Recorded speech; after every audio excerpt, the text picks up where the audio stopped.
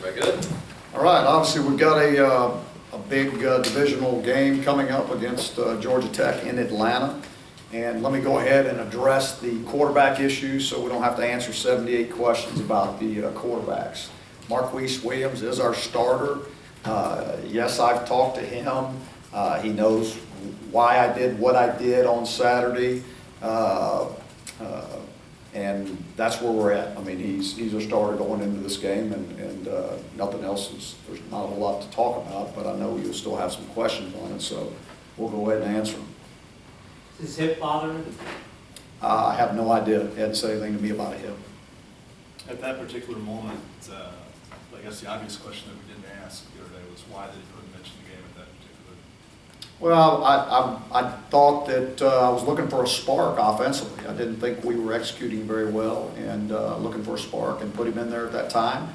And I thought he added a little bit to the offense, and as he got rolling, he got hot, and things were moving. So I didn't feel like going back the other way. Is there any concern for confidence issues with Marquise being pulled out of a game like that? No, I don't. I mean, after our conversation, no. No, I think he has complete confidence. He knows that I have complete confidence in him, and so I don't think there's an issue, and there's not. I don't want to try to start some type of controversy or anything, because there's not. It's really not. Mitch set a school record for QB efficiency. When you look back on film, was his performance that good? It's pretty dang good. I mean, he did some really good things other than putting the ball on the ground. I mean, put the ball on the ground, the one time, but other than that, he was very efficient in everything he did. I mean, he went the right way where he was supposed to go, just like he's been coached, and he did a really nice job. Was your conversation with Marquise, did he kind of know pretty much what you were going to say when you talked to him about why he was taken out? And why Well, I don't know. I didn't ask him. Well, I was wondering if that came across to you during the conversation with him. No, I mean, I didn't ask him, and I wasn't like trying to get a feel for what he was thinking. I mean, I told him what I thought, what my expectation level was, and he understood. He didn't question anything. What specifically bothered you about his decision making? Just that there were some things that were done in the game that weren't what we were coached to do, And for a guy that has a lot of experience in our offense, he understands that he's got to do that. Was the sack on his last play, is that one of the mistakes he made by not getting rid of the ball? No, had nothing to do with that sack. Can you pinpoint a couple of examples for us? No. It seemed like when Mitch came in and was doing well, like maybe the play calling opened up, or the playbook opened up a little bit in terms of going downfield and passing games. Yeah, once we start being efficient in what we do, we can open it up and start running our offense the way we want to run it, But when you constantly are struggling to stay ahead of the chains, that makes it difficult. So that's why you have to do what we do and stay within the offense. And if you stay within the offense and just take the ball and go where it's supposed to go, it'll work. It'll work itself pretty good. Marquise has shown an ability to pass downfield effectively. Oh, yeah. For some reason, it's been somewhat of an issue for the first 3 or 4 games this season. Any reason why? I mean, I don't know that it's been an issue. I mean, I don't know that we've probably opened it up as much, And some of it was game-type situations. I mean, there were a couple games that we started running away with it, and so there was no need to do that. So, but I don't have any issue with the way he's throwing the ball down the field. I really don't. I think he'll be fine. Was your decision based solely on how he played in this game, or was any aggregate from prior performances? Strictly in that game. Strictly in that game. Was there a difference in the style of play calling from the first half to the second half? There was. As we started being more efficient offensively, then we opened things up. You went to that, you did the split time thing a little bit last year. Does Mitch's success mean, are you looking at doing more of that going on in the future, or does this kind of open what it tells me is what we've done in the past has been good, because Mitch is prepared and ready to go, so that's, whether or not we'll keep going with that, I don't know. I really don't know. I haven't made a decision like that, and don't know that I will going into the game. It'll be probably more about the flow of the game and what's going on. You had a conversation with Marquise. Did you also have one with Mitch about the same thing? I did not. Didn't feel a need to. Does Marquise have a shorter leash than maybe he did earlier in the season? No, he doesn't. He's still our starting quarterback. He knows how I expect him to play. So, just like everybody else on the team. What goes into the play calling? Is it between, I mean, is Coach Trell calling it the whole We're game? getting close to 78, but go ahead. Is it Coach Trell calling the whole game, or is it a Oh, yeah. conference between you and him? That hasn't changed. It's still, Coach Luttrell is making the play calls. In between series, okay, we discuss what's going to be called in the next series. So what we do in that way is that all of us, Coach Cap, Coach Brewer, Coach Porter, all the offensive coaches are on the line, and we're talking about the things that we liked or we saw in the previous series that we might be able to take advantage of. And so then we script out 3 to 4, maybe 5 plays that we want to hit in that series. So that way, Coach Cap can sit with the offensive lineman and say, okay, here's what we're thinking this series. We're probably going to open up with this, so be aware of this, look for this, look, he can give them all their tips and reminders for that series. Same thing with the receivers, same thing with the quarterbacks, same thing with the running backs. That way we can also get communication from them. They also will tell us things that, hey, this would be good here, that we may not have realized because they're the ones seeing it on the field. And our guys really do a good job of communicating to us on the sideline. We don't necessarily get, I'm open every time. If a guy's not open, he'll say, no, the backer dropped under me, or the guy had inside leverage on me. So they do a really good job of communicating. Thank you, that was. Playing such a unique offense, you won't see another one like this probably. What can you take from what Duke and Notre Dame were able to do to slow down the option? They did a really good job. I tell you, just watching the Notre Dame game, they had blockers on every guy, and the guys defeated blocks and went and made plays. And so you're going to have to do that because they're going to get hats on you. It's just the way the offense is set up. So you're going to have to defeat blocks. You're going to have to defeat cut blocks. You're going to have to do all the things. You're going to have to outplay them is what you're going to have to do. With the work you guys have been putting in on Sundays and a little bit of stuff you did in August, was yesterday more of a full game week prep day because of what you have going on? No, it was still a Sunday for us. Because there's no way we would, as coaches would have been prepared to do everything we need to do for a full practice on, after playing on Saturday. So we did it just like, we probably were a little bit more extensive, with not as many corrections on the defense and go ahead and getting right into Georgia Tech. Go back to Marquise for a second, obviously.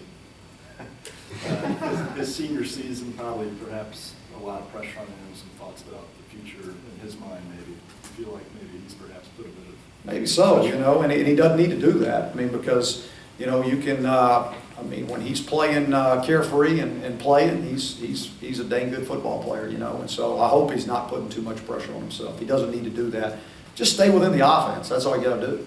It'll all happen. Just stay within the offense, do what you're coached to do, and everything will work out. Do you think some of his decision-making is impacted by the rough first game, and then going forward, do I use my legs, do I use my arm? I really don't know. All the things that go through his mind. I tell you what, I did think the other day when he ran the ball, he ran to score. That first score, he ran through two tacklers and ran over the safety as he got in the end zone. So, the other times he pulled it and he ran to score. So I like the way his attitude and his mentality was when he was running the football. And one more on that. Do you make the call to pull him, or was that Coach Luttrell? That was me. You guys haven't won at Georgia Tech since 1997. You hear that stat about that drought, what goes through your mind? It's been a long time, I guess. It would be the first thing. But really, it's not something we talk about as a team. It won't be something that I address with them. Because the 2015 team hasn't ever lost in Atlanta, and they've never lost at Chapel Hill. So I don't know what it. We're a different football team. So I really have never put much into any of that, to be honest with you. I just don't. I don't see a whole lot of carryover. Coach, Mac Hollins was able to get 2 big scores on Saturday. What do you think that's sort of going to do for his confidence going forward this season? Well, you don't have to worry about Mac's confidence. Okay, so that won't. I don't think it's going to affect his confidence. He's got plenty of confidence, and I'll tell you what he did do is he had a tremendous week of practice. He really did, and he worked extremely hard. I think it paid off and showed, that when you do those kind of things, good things usually happen. So, it just, the ebb and the flow of the game, sometimes you get a call that they're in the right coverage and you get to go make the play and you make the play, and sometimes you get those opportunities and it may not, there's other plays that we call in the game that were, other guys could have made big plays, but the defense didn't dictate it. Ball got checked down, ball got thrown to another place, it just happened. So he was fortunate that when those big balls came, he was able to make some plays. Has anything surprised you on the positive in the first 4 games about your team that you weren't sure and that they've done better than you expected? And the same question for the negative. Yeah, I'd say positive is no matter what situation our guys have been in and what we've thrown at them, they've reacted very well. There was no panic ever. That's one good thing that I really like about these guys at this point in the season. Nobody's panicked. Everybody's just kept playing. The things that we worked extremely hard on, the team building and the bonding, I think that stuff has really paid off for us. On the negative? Well, for me, I want perfect execution all the time, and so that's always, it's hard for me, because if we don't get it on every snap, then I'm struggling. That's why I never have a smile on my face. I know you're a guy who worries about Everything. Yeah, everything. Do you worry at all about perhaps opening up a can of worms with this quarterback thing in terms of? No, that's why I want to make sure it was clear that there is no can of worms to open. So I don't know how to make it any more clear to y'all. I'm doing the best I can, and you may think I'm being short with you, but I'm really telling you the way it is. That's where it is. If Marquise gets off to a slower start on Saturday, though, it could be, people are going to be questioning things, and it could be a thing that you have to address again and again. I don't expect him to. Expect him to play well, so.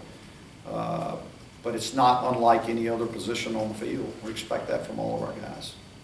Would you say his best performance last season was against Georgia Tech? Oh, yeah. I don't know. I know he played very well against them. Last year. I don't know. I haven't compared all of his last games or all of his games last year to know which one was his best.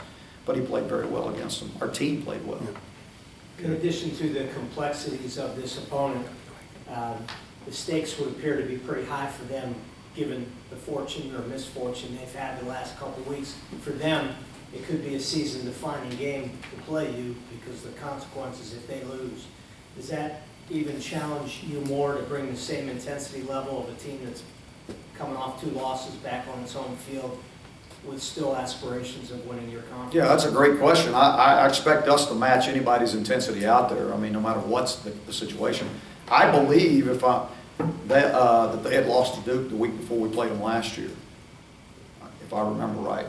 And then they came out of our game and they had gotten beat. They had 2 games. Then they came back and won the Coastal Division Championship, if I remember right, and had a chance to win the whole thing if they wouldn't have run out of time in the championship game. So I don't think Paul is going to panic by any means. He is not that kind of guy. He knows they're going to keep doing what they do, and he's going to get things going in the right direction. I don't think he's in any kind of panic mode at all. He knows he's just got to come play ball. Coach, if I can get you to play fortune teller for a second, going back to the big plays that Matt Collins had, based on the way Marquise was making decisions, do you think he would have waited around for those to hit? I couldn't. I don't know how to answer that. I think I would hope so. They weren't like they were second and third reads for a guy in that situation. They were the first read. He was the guy that was supposed to get the ball. So I would imagine he would have handled it the same way. Coach, how would you evaluate the play of the offensive line? In the first week in South Carolina, had a few penalties, just getting off to a little jittery start, but it seems like they've sort of really brought everything together these past weeks.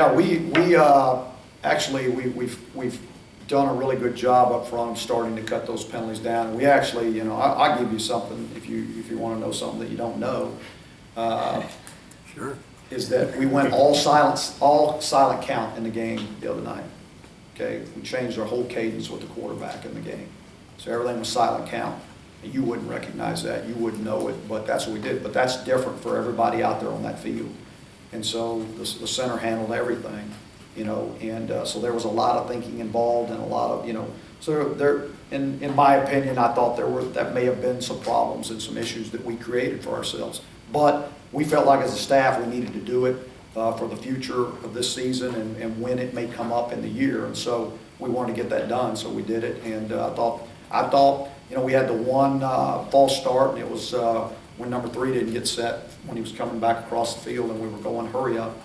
And the quarterback has to handle that. Other than that, I thought those guys were really clean up front. So you did that because of some of the prior communication issues up front? Or? Not prior communication, no. Future communication issues. But you made the We change get into- because, Well, I made the change for the future. I understand. Not because of what's happened in the past. Okay. In fact, what we did could have created more communication problems for our offense. But that's what I'm saying. I thought they handled it really well, even though it may have slowed us down in a few things. But it, you know, it's going to pay off for us because we will go to it in certain games, you know, and we'll need to use it. That's why we did it. Do you have a book on, like a Ted Roof coach defense in terms of what you're gonna face and a few wrinkles you may have going against that? Yeah, I mean, Ted, you know, I mean, we've faced Ted, so we've got things, we keep lessons that we keep, you know, is what we do, and keep them in a file on each team that we play and who the coordinators are.